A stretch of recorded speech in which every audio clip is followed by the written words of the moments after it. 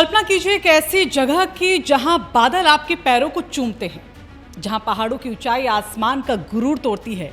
उत्तराखंड के ये दुर्गम रास्ते, जहां कभी एक पगडंडी बनाना भी पहाड़ तोड़ने जैसा था, आज वहां भारत ने इतिहास की सबसे गहरी और लंबी शैली लिख दी है। नमस्कार, आप देख रहे हैं रायशुमारी और मैं हूं आपके साथ ऋतु बिष्ट। आज हम आपको उस अंधेरी गुफा की सैर पर ले चलेंगे जिसकी दूसरे छोर पर सुनहरे भारत की तस्वीर चमक रही है। हम बात कर रहे हैं ऋषिकेश कर्णप्रयाग रेल लाइन की टनल नंबर 8 की। ये सिर्फ एक सुरंग नहीं है, बल्कि इंजीनियरिंग की वो सर्जिकल स्ट्राइक है जिसने दुनिया की सबसे युवा पहाड़ी यानी हिमालय को चीरकर अपना रास्ता बनाया है। जब हम विकास की बात करते हैं तो अक्सर शहरों की ऊंची इमारतों या चमचमाते एक्सप्रेसवे का जिक्र करते हैं, लेकिन आज भारत ने एक ऐसी जगह पर अपना झंडा गाड़ा है जहां प्रकृति खुद इंसान का रास्ता रोककर खड़ी थी। देवभूमि उत्तराखंड ऋषिकेश से कर्णप्रयाग का वो इलाका जहां की पहाड़ियां जितनी खूबसूरत हैं उतनी ही बेरहम भी।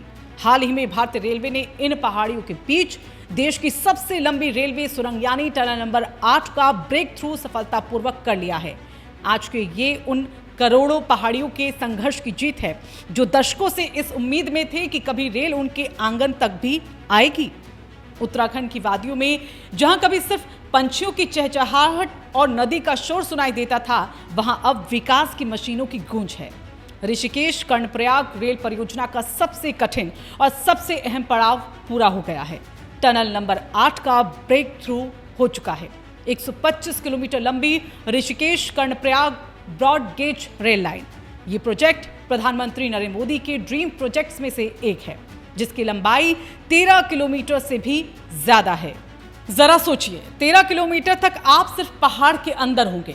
ये सुरंग देवप्रयाग से शुरू होकर रुद्रप्रयाग के जंसू तक जाती है। इस सुरंग को बनाना किसी युद्ध जीतने से कम नहीं था। हमारे इंजीनियर्स ने जब पहली बार यहाँ ड्रिल मशीन लगाई थी, तब विदेशी जानकारों ने कहा था कि हिमालय की ये कच्ची पहाड़ियाँ रास्ता नहीं देंगी। तब न्यू ऑस्ट्रियन टनलिंग मेथड यानी NATM तकनीक का इसमें इस्तेमाल किया गया, लेकिन चुनौतियाँ कदम कदम पर यहाँ मौजूद थी। कभी सुरंग के अंदर अचानक पानी आ जाता, तो कभी ऑक्सीजन की कमी मशीनों और इंसान दोनों का दम घुटने लगती। लेकिन हमारे जाबाज इंजीनियर्स पीछे नहीं हटे। अब जब इस सुरंग का दूसरा छोर दिखाई दिया है, तो ये साबित हो गया है कि भारतीय मेधा किसी भी अंतर्राष्ट्रीय ताकत से कम नहीं है। अब ये भी समझिए कि इसे फायदा क्या है, तो इसके 3 बड़े जो कारण हैं वो सामने आते हैं। पहला, समय की बचत होगी।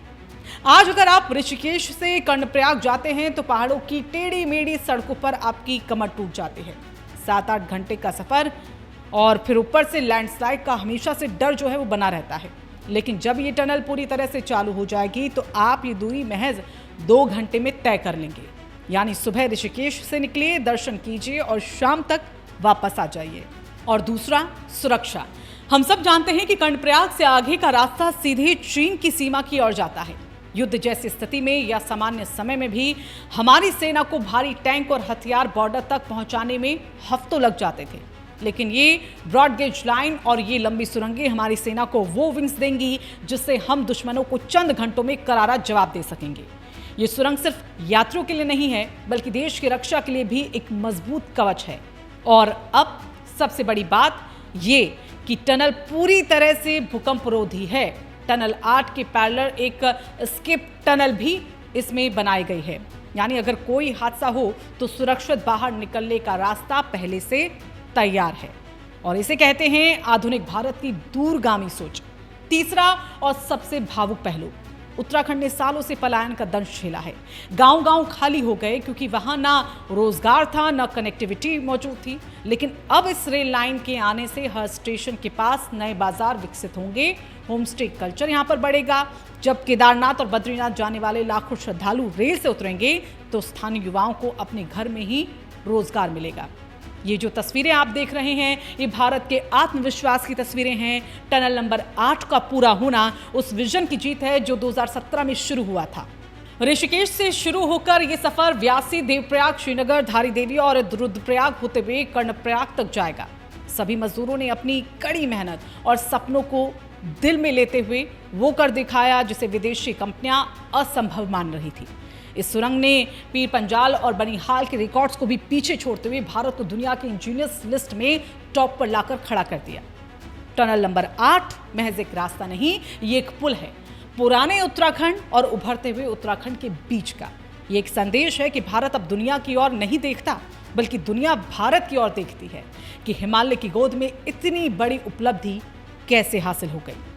जब 2026 में पहली ट्रेन इस टनल से गुजरेगी तो उसकी गूंज सिर्फ पहाड़ों में नहीं बल्कि पूरे विश्व के इंफ्रास्ट्रक्चर मार्केट में सुनाई देगी।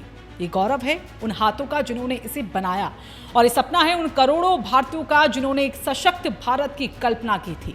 साल 2026 ये वो साल होगा जब पहाड़ की वादियों में पहली बार ब्रॉडगेज इंजन की गूंज सुनाई देगी। ऋषिकेश कर्णप्रयाग रेल प्रोजेक्ट अब अपने अंतिम चरण की ओर आगे बढ़ रहा है। रेल विकास निगम लिमिटेड के अधिकारी दिन रात एक करके लगे हुए हैं ताकि तय समय सीमा के भीतर ही इस प्रोजेक्ट को राष्ट्र को समर्पित किया जा सके। आज की तारीख में टनल नंबर 8 का पूरा होना उन तमाम आलोचकों के मुंह में एक तमाचा है जो कहते थे कि पहाड़ पर रेल चढ़ाना नामुमकिन है। ये जीत है उस मजदूर की जो धूल और अंधेरे में रहकर देश का भविष्य गढ़ रहा है। ये जीत है उस विजन की जिसने चारधाम यात्रा को सुगम बनाने का संकल्प लिया था।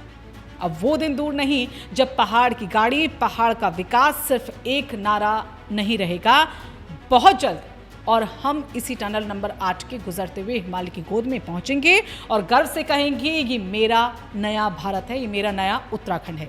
ये वीडियो आपको कैसा लगा कमेंट करके हमें जरूर बताइएगा और ऐसे ही वीडियोस के लिए राजकुमारी को फॉलो और सब्सक्राइब करना ना भूलें।